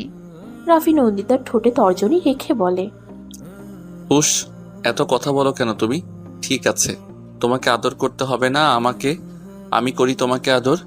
নন্দিতার বুক দুরু দুরু কাঁপছে, কিন্তু তারপরও নিজেকে সামনে নিয়ে মৃদুস্বরে চিৎকার করে বলে, কি করতে চাইছো কি তুমি রাফি? নিজের হুঁশে ফিরো। রাফি নন্দিতাকে কোনো কথা বলার সুযোগ না দিয়েই নন্দিতার গোলাপি ওষ্ঠ জোড়ায় নিজের ওষ্ঠ ছুঁয়ে দিয়ে নন্দিতার কোমর আঁকড়ে ধরে নিজের সাথে মিশিয়ে নেয়। একে অন্যের ভারী নিঃশ্বাস মিলিত হয়ে যায় মুহূর্তের মাঝে। নাক মুখ কুচকে নেয় নন্দিতা। মদের গন্ধে গা গুলিয়ে আসছে নন্দিতার। নিজেকে রাফির বাহুডোর থেকে ছাড়াতে চাইলেও ছাড়াতে পারছে না। কিছুক্ষণ পর রাফি নন্দিতাকে নিজে থেকে ছেড়ে দেয়। কিন্তু নন্দিতাকে শ্বাস নেওয়ার সময়টুকু না দিয়েই রাফি হুট করেই নন্দিতাকে কোলে তুলে নেয়। নন্দিতা ভয়ে ভয়ে বলে। রাফি প্লিজ আমাকে নামাও, এমন কিছু করবে না তুমি। রাফি অস্পষ্ট স্বরে বলে। সব করব আমি আজকে তোমার সাথে। রাফি নন্দিতার কথার কোনো পাত্তা না দিয়ে নন্দিতাকে কোলে করে নিয়ে বিছানায় শুয়ে দেয়। রাফি নেশায় বিভোর হয়ে আছে। রাফি নন্দিতার উপরে নিজের সম্পূর্ণ ভার দিয়ে নন্দিতার গলাতে মুখ ডুবিয়ে দিয়ে নন্দিতার চোখ বন্ধ করে বিড়বিড় করে ওঠে। এটা ঠিক হচ্ছে না, আমায় রাফিকে আটকাতে হবে। ও না হয় নিজের হুঁশে নেই, কিন্তু আমি তো হুঁশে আছি। আমি চাই না এভাবে রাফি আমার কাছে আসুক। না, ওকে আটকাতে হবে। নন্দিতা রাফির বাহুতে হাত রেখে রাফিকে সরানোর চেষ্টা করে বলে। রাফি প্লিজ ছাড়ো আমাকে। হঠাৎ করেই রাফির শরীর নিস্তেজ হয়ে পড়ে। রাফির কোনো সারা শব্দ না পেয়ে নন্দিতা বুঝতে পারে রাফি ঘুমিয়ে পড়েছে। নন্দিতা স্বস্তি নিঃশ্বাস ছেড়ে রাফি ঘুমিয়ে যাওয়ার জন্য, কিন্তু নন্দিতা উঠতে গেলে বাতলো এক ভেজাল। রাফি এমনভাবে আষ্টেপৃষ্টে জড়িয়ে ধরে রেখেছে যে নন্দিতা বেচারি উঠতে পারছে না। হাতির মতো মানুষটা যদি নন্দিতার মতো একটা মশার উপর শুয়ে থাকে তাহলে উঠে বসা একটু কষ্টের বিষয়। নন্দিতা ভ্রু কুঁচকে বলে উঠে। হায় আল্লাহ, আজকে আমি মরেই যাব। ওরে রাফি রে, আজকে আমাকে তুমি মেরেই ফেলবে। তারপরও নন্দিতা অনেক কষ্টে রাফির শক্তপোক্ত বাহুডোর থেকে নিজেকে ছাড়িয়ে নিয়ে জোরে জোরে শ্বাস ফেলে বলে। উফ, এখন একটু শান্তি লাগছে। এই বেড়ায় যদি সব সময় আমার উপরে এসে শুয়ে পড়ে তাহলে আমি আলু ভর্তা হয়ে যাব নিশ্চিত। কি খায় এই লোক, এত ভারী কেন? নন্দিতা জোরে জোরে কয়েকটা শ্বাস নিয়ে রাফির দিকে তাকায়। কেমন নিষ্পাপ বাচ্চাদের মতো ঘুমাচ্ছে, চুলগুলো উস্কো খুস্কো হয়ে আছে। নন্দিতা নিজের হাত দিয়ে রাফির চুলগুলো ঠিক করে দেয়। নন্দিতা বসা থেকে উঠে রাফির পায়ের জুতাগুলো খুলে রাফির উপরে চাদর দিয়ে চলে আসার সময় রাফির কপালে ভালোবাসার পরশ এঁকে দিয়ে সরল গলায় বলে। আমি জানি রাফি, তুমি আমাকে এখনো ভালোবাসো।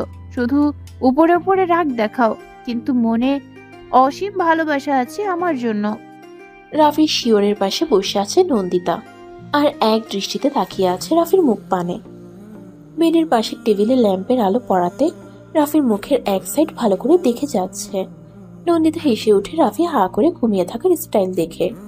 নন্দিতা আলতো হাতে রাফির নাকের ডগা টেনে দেয়।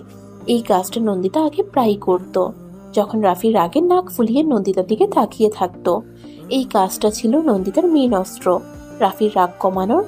রাগ করে যখন রাফি নাক ফুলিয়ে রাখতো তখন নন্দিতা হাসি মুখে যখনই রাফির নাক টেনে দিত তখন কিভাবে যেন রাফির রাগটা ভ্যানিশ হয়ে যেত। কিন্তু এই কাজটা রাফির সাথে এখন করতে সাহস পায় না। আগের এই ছোট ছোট মিষ্টি মুহূর্তগুলো নন্দিতা ভীষণ মিস করে, ভীষণ। নন্দিতা বেডের মাথার সাথে মাথাটা হেলিয়ে দিয়ে চোখ বন্ধ করে নেয়। মনে পড়ে যায় প্রথমবারের মতো রাফির সাথে দেখা হওয়ার ঘটনাটা। 2018 সাল। নন্দিতা প্রথমবারের মতো এত বড় শহরে আসে। কিছুটা ভয়, কিছুটা জড়তা কাজ করছে নিজের মনের মাঝে। নতুন শহর, নতুন ভার্সিটি আর এক নতুন জীবন কিভাবে ম্যানেজ করবে তা নিয়ে ভীষণ চিন্তায় আছে। ভার্সিটির গেটের সামনে দাঁড়িয়ে আছে নন্দিতা কাঁধে ব্যাগ নিয়ে। নিজেকে শান্ত রাখার জন্য জোরে নিঃশ্বাস ছেড়ে ভার্সিটির গেট পেরিয়ে ভার্সিটির ভেতরে ঢুকে পুরো ভার্সিটিতে একবার নজর বুলিয়ে নেয় নন্দিতা। কত স্টুডেন্ট ভার্সিটির অলিতে গলিতে বসে আছে। নন্দিতা যত ভেতরে যাচ্ছে ততই অবাক হচ্ছে ভার্সিটি দেখে। সে যে এমন একটা বড় ভার্সিটিতে পড়ার সুযোগ পাবে কল্পনা করতে পারেনি। গুটি গুটি পায়ে নন্দিতা হেঁটে যাচ্ছে। ঠিক তখনই পাশ থেকে বলে ওঠে। এই যে সাদা ড্রেস ওয়ালি, সিনিয়রদের যে সালাম দিতে হয় জানা নেই বুঝি? নন্দিতা যে ভয়টা পেয়েছিল এটাই হলো, শেষমেশ র্যাগিং এর শিকার হতে যাচ্ছে না তো। নন্দিতা 2 হাত দিয়ে ব্যাগের ফিতা চেপে ধরে চুপচাপ দাঁড়িয়ে আছে। নন্দিতাকে দাঁড়িয়ে থাকতে দেখে বলে। এই যে সাদা ড্রেস ওয়ালি, এদিকে আসুন। সিনিয়রদের ডাকে সাড়া না দেওয়া কিন্তু ঘোর অন্যায়। নন্দিতা ঢোক গিলে পাশে তাকিয়ে দেখে 4-5টা ছেলে একটা ওয়ালের উপরে পা ঝুঁকিয়ে বসে আছে আর তার দিকে তাকিয়ে বাঁকা হাসছে। নন্দিতা ভয়ে ভয়ে তাদের কাছে গিয়ে দাঁড়াতেই ছেলেগুলোর মাঝে নেহাল নামের ছেলেটা বলে, সালাম দাও সিনিয়রদের। নন্দিতা গলার সুর চিকন করে বলে, আসসালামু আলাইকুম। ছেলেগুলো সবাই একসাথে সালামের জবাব দেয়। নেহাল আবারও বলা শুরু করে, নাম কি? নন্দিতা আঞ্জুম। First year? জি। নেহাল আর কিছু বলতে যাবে তখনই শিহাব আরেকটা ছেলেকে নিয়ে এসে তার কাঁধে হাত রেখে বলে, একটা মুরগি পেয়েছি দোস্ত। শিহাব কথাটা বলে নন্দিতার দিকে তাকিয়ে বলে। উমা, তোরাও দেখি একটা মুরগি পেয়েছিস। নিহাল বাঁকা হেসে বলে। আর বলিস না, এই সাদা মুরগি আমাদের সালাম না দিয়েই চলে যাচ্ছিল, তাই সালাম দেওয়ার ট্রেনিং দিচ্ছি। নন্দিতা শিহাবের পাশে দাঁড়ানো ছেলেটার দিকে আর চোখে তাকায়। ছেলেটাও ভয়ে ভয়ে নন্দিতার দিকে তাকায়। নিহাল ছেলেটাকে উদ্দেশ্য করে বলে। কি নাম? জি, সুমন। নিহাল বা অন্য কেউ কিছু বলতে যাবে তার আগেই রাশভারী একটা কণ্ঠ ভেসে আসে। কি হচ্ছে এখানে? ছেলেগুলো সামনের দিকে তাকাতেই ভয় পেয়ে সাথে সাথে ওয়াল থেকে নেমে নিহাল বলে। কিছু না রাফি ভাই, আমরা তো শুধু।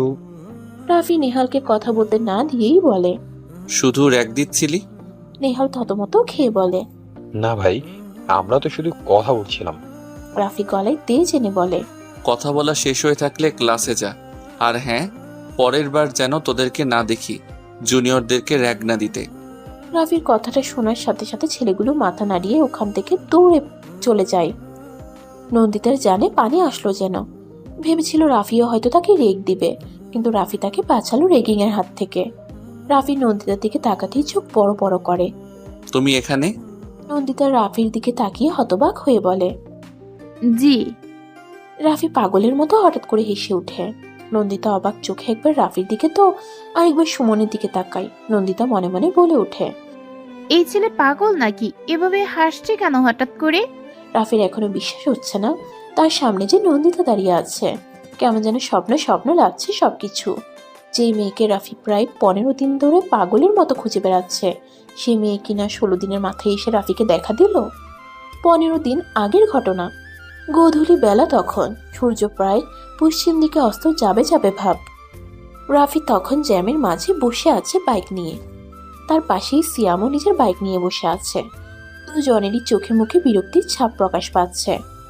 হঠাৎ করে চিকন মেয়েলি কণ্ঠেস্বর কানে আসতেই পাশ ফিরে ফুটপাতের দিকে তাকায় রাফি। মেয়েটির দিকে তাকাতেই চোখ আটকে যায় রাফির।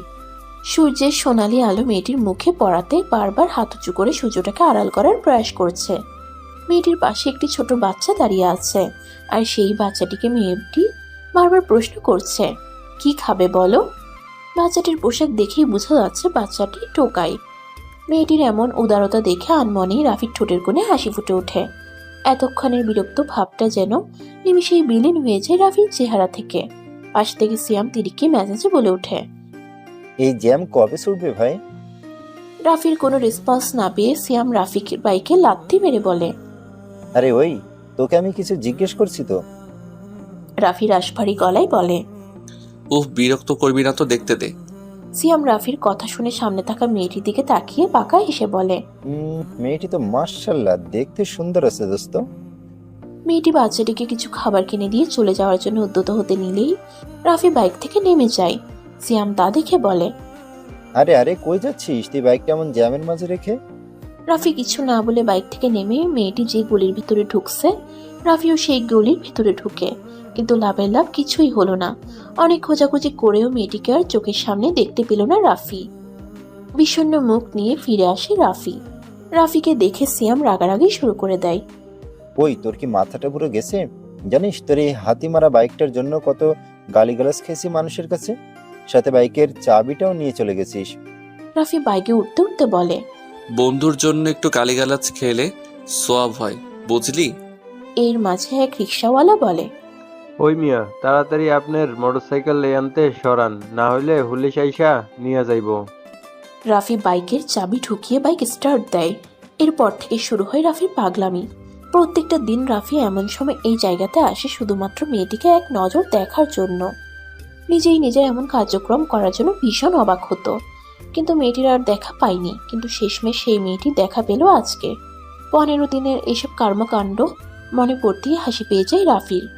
রাফি নিজের হাসি থামিয়ে বলে। সরি, আসলে নিজের করে একটা কাজ মনে পড়তেই হাসি উঠে গেছে, কিছু মনে করো না। নন্দিতা মাথা নাড়িয়ে বলে। না না ভাইয়া, কিছু মনে করিনি। রাফি রাশভারী গলায় বলে। প্রথম দেখাতেই ভাইয়া বানিয়ে দিলে আমাকে? নন্দিতা মুখ ছোট করে বলে। না মানে, তাহলে কি বলে ডাকবো? রাফি মুচকি হেসে বলে। কিছু বলে ডাকতে হবে না, যাও ক্লাসে যাও দুজনে। আর কোনো প্রবলেম হলে নির্দ্বিধায় আমাকে বলবে, কেমন? আমি হেল্প করব। সুমন আর নন্দিতা মাথা নাড়িয়ে দুজনের ডিপার্টমেন্টের দিকে চলে যায়। রাফি ঠোঁটের কোণে হাসি রেখে নন্দিতার যাওয়ার দিকে এক দৃষ্টিতে তাকিয়ে আছে। এমন সময় রাফির পাশ থেকে একটি মেয়েলি কণ্ঠস্বর ভেসে আসে। মেয়েটা কে রাফি? রাফি পাশ ফিরে তাকিয়ে দেখে দিয়া দাঁড়িয়ে আছে, চোখে মুখে বিরক্তির ছাপ নিয়ে। মনে হচ্ছে যেন দিয়ার মুখে কেউ করলার জুস ঢেলে দিয়েছে, তাই এমন করে রেখেছে মুখটা। রাফি দিয়াকে পাত্তা না দিয়ে কেউ না বলে পকেটে হাত গুজে ওখান থেকে চলে যায়। দিয়ার প্রতি রাফির এমন অবহেলা করতে দেখে দিয়া নাক ফুলিয়ে বলে, কতদিন আমাকে অ্যাভয়েড করে চলবে তুমি রাফি? একদিন তো ঠিকই আমার জালে ধরা তোমাকে দিতেই হবে। আর মেয়েটা কে যার দিকে তুমি এমন অদ্ভুত এক দৃষ্টিতে তাকিয়েছিলে? তোমার দৃষ্টি বড্ড অন্যরকম লাগছে রাফি। রাফি ক্যান্টিনে বসে কফি খাচ্ছে আর মাঠের দিকে তাকিয়ে মুচকি মুচকি হাসছে। আজকে রাফি ভীষণ খুশি। মন চাইছে পুরো ভার্সিটির সকলকে বিরিয়ানি খাওয়াতে। তার এতদিনের পরিশ্রম আজকে সফল হলো। এমন সময় রাফির কাঁধে চাপড় মেরে সিয়াম চেয়ারে বসতে বসতে বলে, কিরে মামা, তোর মুখে এমন লজ্জা লজ্জা হাসি লেগে আছে কেন? কাহিনী কি? রাফির কফির মগে চুমুক দিয়ে বলে, তুই গেস কর তো কি কাহিনী হতে পারে। কারো প্রেমে পড়েছিস নাকি আবার? রাফি নির্লিপ্ত ভঙ্গিতে বলে, প্রেমে তো পড়েছি অনেক আগে, সেই গোধূলি বেলায় দেখা মেয়েটির প্রেমে। সিয়াম দীর্ঘ নিঃশ্বাস ছেড়ে বলে, ভাই তুই আর ওই মেয়েকে খুঁজে পাবি না, বুঝলি? তাই গোধূলি বেলায় দেখা মেয়েটিকে ভুলে যা। কে বলছে খুঁজে পাবো না? অলরেডি পেয়ে গেছি, আর মেয়েটি এখন আমার চোখের সামনেই আছে। সিয়াম চোখ বড় বড় করে বলে, কি? কোথায় মেয়েটি? বলেই মাঠের দিকে তাকাতেই হতভম্ব হয়ে যায় নন্দিতাকে দেখে। বার কয়েক চোখের পলক ফেলে রাফির দিকে তাকিয়ে অবিশ্বাস্য গলায় বলে, ভাই তোর গোধূলি বেলায় দেখা মেয়েটি আমাদের ভার্সিটিতে পড়ে, আর আমরা এই কলেজের সিনিয়র হয়ে সেটা জানি না। ও নতুন ভর্তি হয়েছে আর আজকেই প্রথম ভার্সিটিতে এসেছে, তাই জানতাম না। তোর কপাল আছে ভাই, মেয়েটা তোর নাগালের ভেতরেই আছে। এমন সময় নন্দিতার পাশে এসে সুমন দাঁড়াতেই সিয়াম বলে ওঠে, ওই ছেলেটাকে চল দেখি গিয়ে। না দরকার নেই, বসে থাকো। সুমন নন্দিতার কাছে এসে বলে, হাই, সকালবেলা ঘটনার জন্য নিশ্চয়ই খুব ভয় পেয়ে গিয়েছিলে, তাই না? নন্দিতার পাশে দাঁড়ানো সুহা সন্দেহের দৃষ্টিতে তাকায় সুমনের দিকে। সুহার সাথে নন্দিতার আজকে বন্ধুত্ব হলো। সুহা নন্দিতার কানে কানে বলে। নন্দিতা ফিসফিসিয়ে বলে, কে ছেলেটা? সকালের ছেলেটা। সুহা ছোট্ট করে বলে। ও, নন্দিতা মুচকে এসে বলে, একটু তো ভয় পেয়েছিলাম। আচ্ছা, আমরা কি ফ্রেন্ড হতে পারি? সুহা সুমনের কথা শুনে ভ্রু উঁচু করে বলে, কেন? আমাদের সাথে আপনার বন্ধুত্ব করে কি দরকার? এত স্টুডেন্ট থাকতে ভার্সিটিতে? না, এমনি এই ভার্সিটিতে নতুন আসলাম, তাই বলছিলাম আর কি। সুহা দ্রুত গলায় বলে, ওকে ওকে, ফ্রেন্ড হলাম আজ থেকে আমরা। সুহা কথাটা বলেই নন্দিতার হাত ধরে বলে, চল এখন। কিছু দূর যেতেই নন্দিতা অবাক হয়ে বলে, এমন করলে কেন? তুই শহরে নতুন, তাই একটু বুঝে শুনে পা ফেলবি, আর ছেলেদের একদম বিশ্বাস করবি না, বুঝলি? নন্দিতাকে কলেজ থেকে বেরিয়ে যেতে দেখে রাফি ক্যান্টিন থেকে বেরিয়ে নন্দিতার পিছু নেওয়া শুরু করে। অর্ধেক রাস্তা আসতেই সুহা আলাদা হয়ে নন্দিতার থেকে। এখন নন্দিতা একাই হেঁটে চলেছে। হঠাৎ করেই মনে হলো কেউ ওর পিছু নিয়েছে। ও হাঁটলে পেছনের মানুষটি হাঁটে, ও থামলে সেই লোকটিও থামে। নন্দিতা ভয় পেয়ে যায়, কিন্তু নিজের বুদ্ধি কাটিয়ে লোকটিকে ধোকা দিয়ে চলে যায়। এদিকে রাফি নন্দিতাকে হারিয়ে কোমরে হাত রেখে বলে ওঠে, বড্ড চালাক তো, মেয়েটা কিভাবে ধরে ফেললো সবটা। নন্দিতা সদর দরজার সামনে দাঁড়িয়ে আছে বেল বাজিয়ে। নন্দিতার মা জামেলা বেগম বেলের আওয়াজ শুনে এসে দরজা খুলে দেন। নন্দিতাকে দেখে জামেলা বেগম বলেন, এত দেরি হলো যে তোর? নন্দিতা বিছানার উপরে ব্যাগটা রেখে বলে, প্রথম দিন তো তাই দেরি হয়ে গেছে। আচ্ছা, হাত মুখ ধুয়ে খেতে আয়। তুমি খেয়েছো? না, এখনো খাইনি, তোর জন্য অপেক্ষা করছিলাম। নন্দিতা মায়ের কথা শুনে ভ্রু কুঁচকে বলে, আমার জন্য অপেক্ষা করার কি দরকার ছিল? তুমি খেয়ে নিতে। এর পরের বার আর আমার জন্য অপেক্ষা করবে না, মনে থাকবে? আচ্ছা বাবা, মনে থাকবে। এখন যা, হাত মুখ ধুয়ে আয়। নন্দিতা গামছা দিয়ে ওয়াশরুমে ঢুকে বলে, মা বাবার সাথে কথা হয়েছে?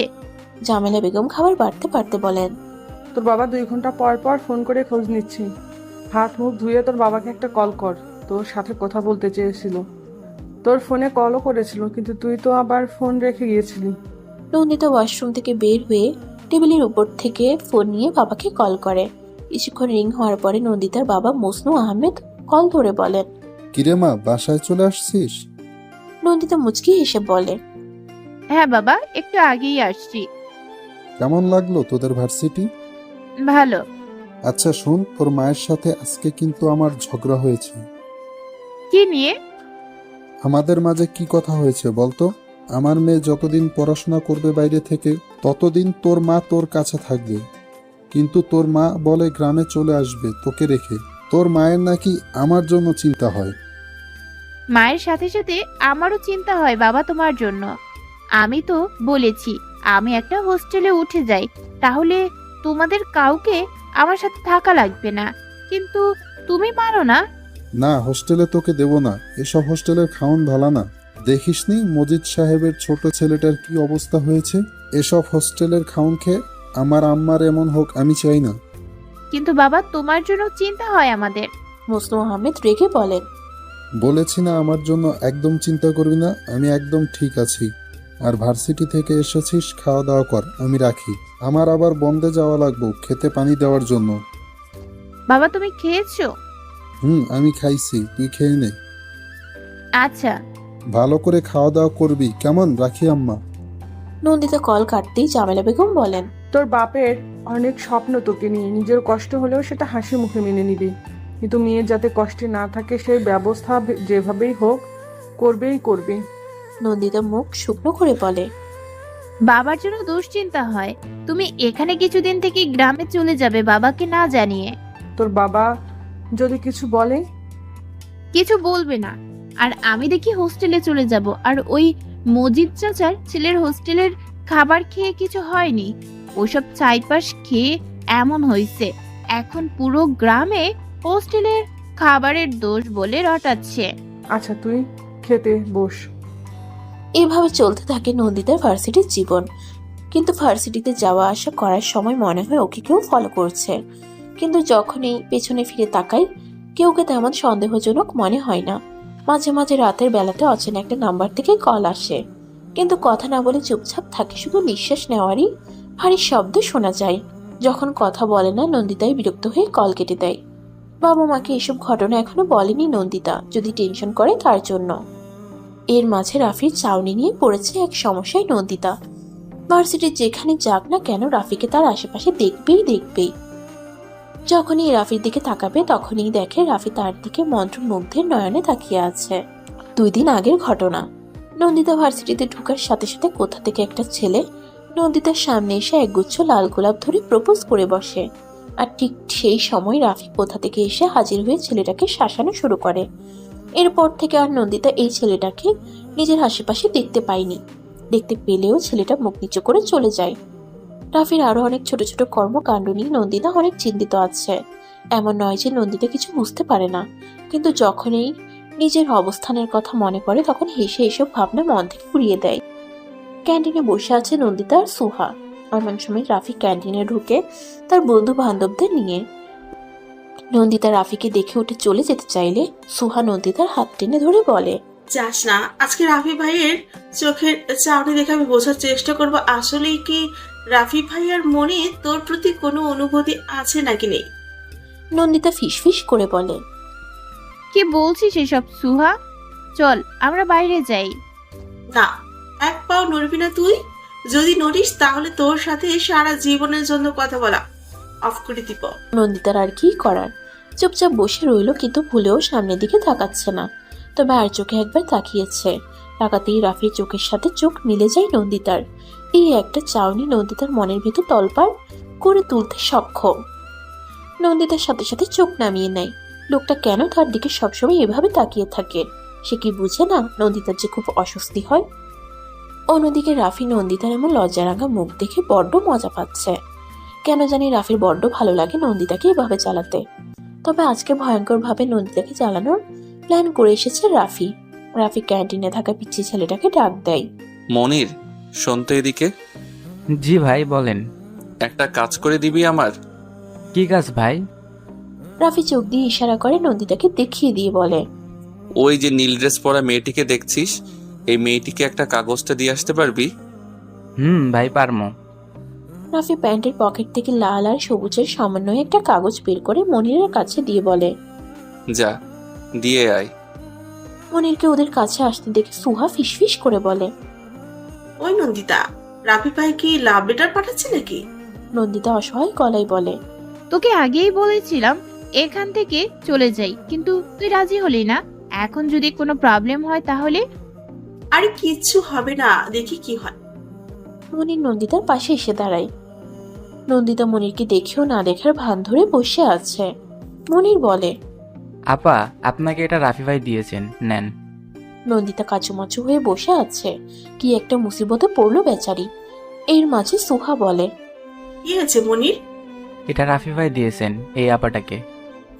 সুহা পাশ ফিরে রাফিদের দিকে তাকায়। রাফির দলের সবাই আগ্রহী চোখে তাকিয়ে আছে কি হয় দেখার জন্য। সুহা মনিরের দিকে তাকিয়ে হাসি হাসি মুখে বলে, তুমি আমাকে দাও কাগজটা। মনির নাকচ করে বলে, আপনাকে কেন দিব? রাফি ভাই এই আপাটাকে দিতে বলেছে, তাই ওনাকেই দিব। সুহা রাগী গলায় বলে, এত বেশি কথা না বলে কাগজটা দে। কথাটা বলেই মনিরের হাত থেকে কাগজটা ছৌ মেরে নিয়ে সুহা বলে, বেশি বেশি একেবারে, যা এখান থেকে। মনিরও চুপচাপ এখান থেকে চলে যায়। সুহা নন্দিতাকে খোঁচা দিয়ে বলে, দোস্ত, লাভ লেটার তুই পড়বি নাকি আমি পড়বো? বুঝতে পারছিস তুই কার কাছ থেকে লাভ লেটার পেয়েছিস? কলেজের মোস্ট পপুলার বয় রাফি তাজওয়ারের থেকে। আচ্ছা, এই নিয়ে কটা লাভ লেটার পেয়েছিস তুই? নন্দিতা দাঁতে দাঁত চেপে বলে, তুই তোর মুখটা বন্ধ কর আর এখন থেকে চল। একদম না, চুপচাপ বসে থাক। সুহা কথাটা বলে খুব আগ্রহ নিয়ে ভাঁজ করা কাগজটা খুলে, কিন্তু ভেতরে কোনো লেখা নাই। সুহা তা দেখে হতবাক হয়ে বলে, এটার মানে কি? এমন অর্ধেক লাল আর অর্ধেক সবুজ রঙের কাগজ, তার মানে কি? আজকে কি কোনো দিবস টিবস নাকি যে তোকে এমন অর্ধেক লাল আর অর্ধেক সবুজ রঙের কাগজ দিয়েছে পতাকা বানানোর জন্য? নন্দিতা কি বলবে কিছু বুঝতে পারছে না। এতক্ষণ কি ভেবেছিল আর কি হলো। সুহা হতবাক হয়ে রাফিদের দিকে তাকায়, সাথে নন্দিতাও তাকায়। রাফি বাঁকা হেসে বসা থেকে উঠে তাদের কাছে আসতে দেখে নন্দিতার সাথে সাথে মাথা নিচু করে নেয়। রাফি নন্দিতার কাছে এসে দাঁড়িয়ে কোমর পাকিয়ে নিচু হয়ে বলে, একটা হিন্টস দিলাম, এই লাল সবুজ কাগজের মাধ্যমে এর ধাঁধা খুঁজে বের করার চেষ্টা করো। আশা করি পারবে। যদি না পারো তাহলে আমার কাছ থেকে এসে জেনে যাবে, কেমন? আমি ভালো করে সবটা বুঝিয়ে দিব। কথাটা বলে রাফি সোজা হয়ে দাঁড়ায়। নন্দিতা হাঁ করে রাফির দিকে তাকিয়ে আছে। রাফি নন্দিতার চাহনি দেখে মুচকে এসে যখনই ক্যান্টিনের দরজার দিকে অগ্রসর হতে নিবে তখনই দেখে দিয়া দাঁড়িয়ে আছে আর তাদের দিকে চোখ পাকিয়ে তাকিয়ে আছে। রাফি দিয়ার চাউনি উপেক্ষা করে দিয়ার পাশ কাটিয়ে চলে যায়। রাফির পেছন পেছন ওর বন্ধুরাও চলে যায়। ওরা চলে যেতেই দিয়া নন্দিতার কাছে এসে চিৎকার করে বলে, রাফি কি বলেছে তোকে? নন্দিতাকে কিছু বলার সুযোগ না দিয়েই দিয়া আবারও বলতে শুরু করে, শোন, একদম রাফির ধারে কাছে আসার চেষ্টা করবি না, তার ফল কিন্তু ভালো হবে না। তোকে ফার্স্ট অ্যান্ড লাস্ট ওয়ার্নিং দিচ্ছি, ওর থেকে দূরে দূরে থাকবি, বুঝলি? কথাটা বলেই দিয়ে হনহনিয়ে চলে যায়। ক্যান্টিনে থাকা গুটি কয়েকজন স্টুডেন্ট অবাক চোখে তাকিয়ে আছে। হঠাৎ করে কি থেকে কি হয়ে গেল। নন্দিতা আগের মতোই বসে আছে। সুহা নন্দিতার হাত ধরে বলে, বাদ দে তো এই সাইকোটার কথা। সব সময় বলে বেড়ায় রাফি ভাইকে নাকি ও ভালোবাসে, কিন্তু দেখ রাফি ভাই একে পাত্তাই দেয় না। তারপরও বেহায়ের মতো রাফি ভাইয়ের পেছনে পড়ে আছে। নন্দিতা কিছু না বলে চুপচাপ বসে আছে। সুহা তপ্ত নিঃশ্বাস ছেড়ে বলে, ওই বেশরম মাইয়ার কথা চিন্তা বাদ দে। এই লাল সবুজ কাগজটা নিয়ে ভাব, এর মাঝে কি অর্থ আছে এইটা খুঁজে বের কর। নন্দিতা কাগজটা হাতে নিয়ে কিছু একটা ভেবে ব্যাগের চেন খুলে তাতে কাগজটা ঢুকিয়ে বসা থেকে উঠে দাঁড়িয়ে বলে, বাড়ি চল। সুহা আর কিছু না বলে বান্ধবী পেছন পেছন যেতে থাকে। বুঝতে পারলো বান্ধবী তার ভেতরে ভেতরে বোম হয়ে আছে, বেশি খোঁচালেই ফেটে যেতে পারে, তাই চুপচাপ থাকাটাই মঙ্গলজনক। নন্দিতা ক্যান্টিন থেকে বের হয়ে দেখে অদূরে দাঁড়িয়ে আছে রাফি। হাত নাড়িয়ে নাড়িয়ে কি বলছে আর বাতাসে উঠতে থাকা অবাধ্য চুলগুলা ঠিক করছে। এই মুহূর্তে রাফিকে দেখতে ভীষণ ভালো লাগছে নন্দিতার কাছে। এই প্রথম নন্দিতা পূর্ণ দৃষ্টি ফেলে রাফিকে খুঁটিয়ে খুঁটিয়ে দেখছে। পাশে দাঁড়ানো সুহা তা দেখে মুচকি মুচকি হাসছে। বান্ধবী যে প্রেমে সেটা খুব ভালো করেই বুঝতে পারছে। হঠাৎ করে রাফি নন্দিতার দিকে তাকাতেই হকচকিয়ে উঠল নন্দিতা। নন্দিতা দিশেহারা হয়ে সোজা ভার্সিটির গেটের দিকে অগ্রসর হতে থাকে। নন্দিতার পেছন সোহাও ছুটল। ভার্সিটির গেটের বাহিরে এসে বুকে হাত রেখে জোরে জোরে শ্বাস ছাড়ে নন্দিতা। সোহা নন্দিতাকে এমন করতে দেখে বলে, ঠিক আছিস? ঠিক আছি আমি। কিন্তু আমার মনে হচ্ছে তুই ঠিক নেই। নন্দিতা ভ্রুকুচকে বলে, মানেটা হলো বান্ধবী, আপনি প্রেমে পড়েছেন, তা আবার মারাত্মক ভাবে। কি যাতা বলছিস? বলে উল্টো দিক ফিরে হাঁটা শুরু করে নন্দিতা। সোহা মুচকি হেসে হাঁটতে হাঁটতে গানের স্বরে বলে, প্রেমে পড়েছে নন্দিতা, প্রেমে পড়েছে। চেনা এক মানুষ নন্দিতাকে পাগল করেছে। আপনারা ভালো থাকবেন, সুস্থ থাকবেন। আজকের মতো বিদায় নিচ্ছি, ধন্যবাদ।